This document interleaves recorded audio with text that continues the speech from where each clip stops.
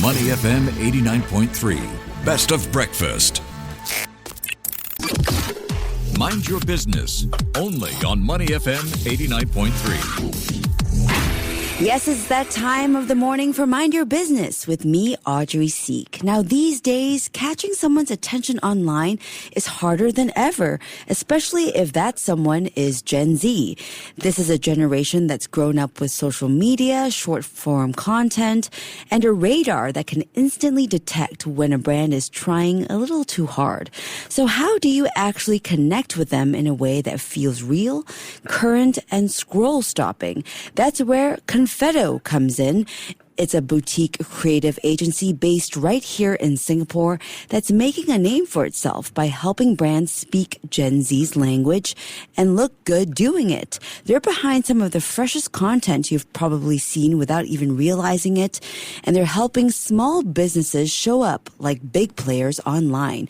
Joining us today to unpack what it really takes to stand out in the digital space is the woman behind it all, Silvia Teh, CEO and co-founder of Confetto. Silvia, good morning. Good morning, Audrey. Thanks so much for the intro. Yeah, thanks so much for joining us today on the show. Great to have you.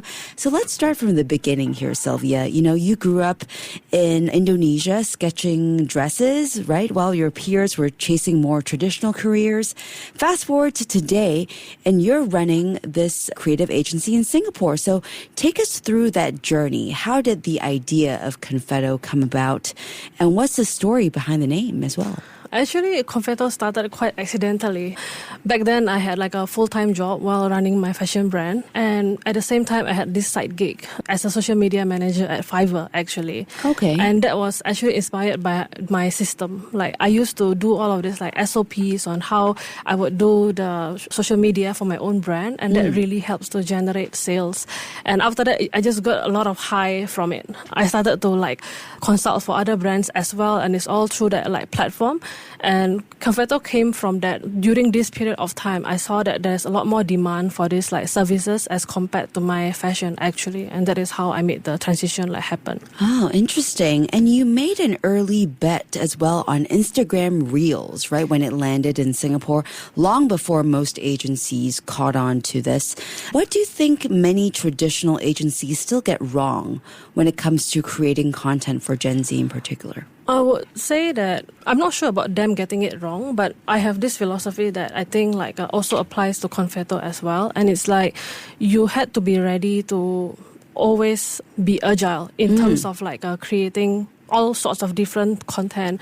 If you think that the playbook that had done well for you in the past can also work today or even tomorrow, I think that's a completely wrong like mindset. I think every day we are ready to abandon what we had known and ready to embrace the new form of like a content. Like even now, like static posts, they are also seeing like a change in how people like consume it as well. Yeah, so you have to constantly evolve in this space. Staying put would only put you behind, actually. So why the focus on Gen Z specifically? Was that a strategic move from the start? Like, do you see yourselves branching out to other generations down the line?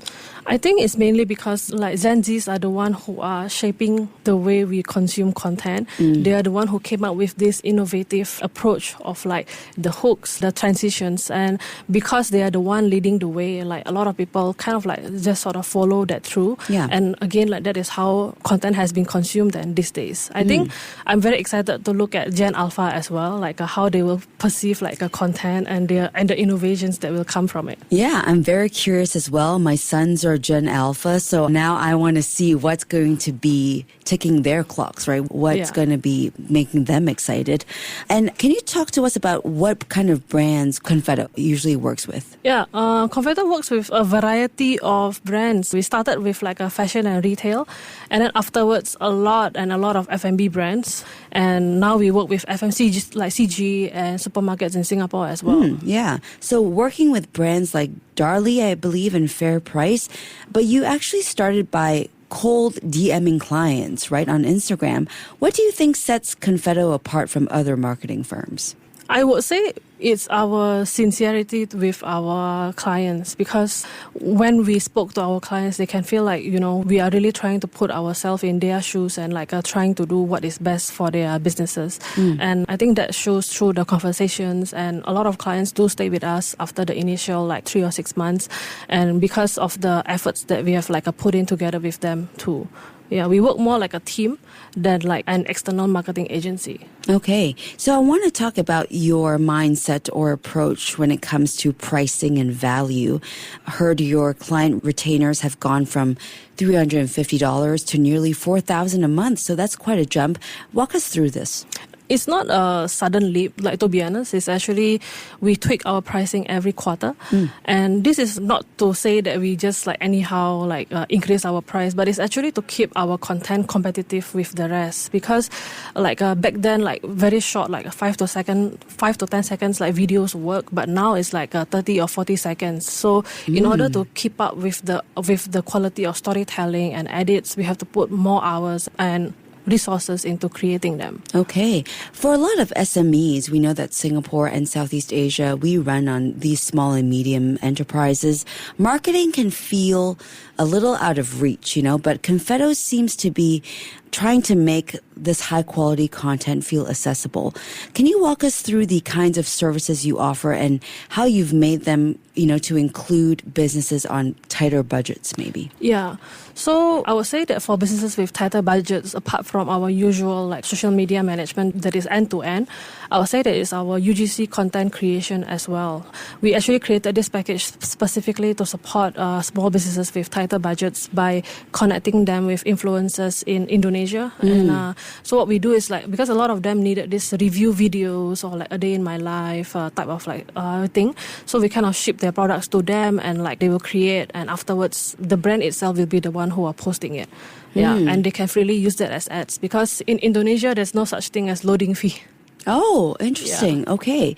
Was there a particular campaign that really stood out for you? One that made you really proud and you knew that you nailed that campaign? Yeah. I would say that it's the Real Teo Bus campaign, because last year our client Teo Station, they actually launched the Real Teo Bus. If you have seen it roaming around the streets. Oh my gosh, my sons love Teo, yes. Yeah, so in order to support that launch, I had this crazy ideas of creating CGI videos of the bus being carried by helicopters across the sky in Singapore, and that really went viral. Wow, okay, Yeah. Very interesting. I understand that Confetto's content has brought in over 10 million views and driven serious sales for your clients, but you've also expanded across Singapore, Indonesia, and the Philippines. So what's been key to building and managing a team across borders? How did you scale? To be honest, I have no other choices, so I just had to roll with it a lot of times. But Wow. I think a lot of it has got to do with trust, because I think you just have to trust that everyone, while they are working from home or in their respective countries, that they are doing their best. And also because I was a full-timer back then, working from home too. So, and I acknowledge that you can't expect somebody to work the 9 to 5 productively all the time. So if that is the case, then working from home or working from office is kind of the same. Okay, so we know that you've been following the trends over the years. What are the main trends nowadays? Do you guys lean in more into the influencer kind of space? And are there other key things on TikTok and Instagram that you guys have really been honing in on these few months? I think the trend is moving towards storytelling and mini-series direction. Actually, it's this mini Netflix show. So a lot of a script writing. There is this brands in New York who started this a cafe, and all of the content that they posted is a conversation between the crazy customers and the crazy barista. Oh. And that really helps to move the needle for them. Interesting. Okay, so what's next for Confetto then? Are you exploring even more new markets, new technologies, or even new formats down the line? In terms of new markets, I strongly believe that before we can even do that, we had to nail our home country first. So I'm very excited to see Confetto to be the number one digital marketing agency in Singapore. But in terms of tech and services, we are currently working from it. I can't share so much, but the idea is to kind of how do we help our clients to amplify their campaigns. Okay. And finally, you're a solo founder who's taken an idea from concept to this multi-country operation now. What have you learned about building something from the ground up? We have a lot of entrepreneurs listening. Any tips for these people who are trying to get something started? I think this might be like a scary advice, but I would say that you had to be bold in making your choices, and you kind of have to say yes to everything as well. I think what helps us, because we grew quite significantly in the short span of 3 years, is because we say yes to everything. So if somebody came to me and say, Silvia, can you do property? I would say yes. Like, can you do sound healing? I would say yes as well, and worry about the delivery like later on. Oh. But of course, like full disclosure to them that they're going to be the first client that we handle. But I think that really helps us like evolve and like kind of discover new markets, like build new expertise like from that point on. Yeah, I mean, that takes a lot of bravery. So how do you tailor your strategy when the client and the audience changes so much? You go from fashion to beauty to F&B to lifestyle. Is there a common like parallel among all of them, or do you have to pick up something new along the way? I think each business is very different. We do apply very different techniques and trends that we customize to each and every one. It's also looking at their brand philosophy and like the taste, basically how much they want it to be like entertaining, for example. So we can fine tune that accordingly. Okay, well, we've been speaking with Silvia Teh, CEO and co-founder of Confetto, about how brands can cut through the noise and speak Gen Z's language with content that's sharp, sincere, and strategic. Silvia, thank you so much for joining us this morning. Thank you for having me too. Thank you so much. Keep it right here on Money FM 89.3. To listen to more great interviews, download our podcasts at audio.sg or download the audio app. That's AWEDIO, audio at the App Store and Google Play.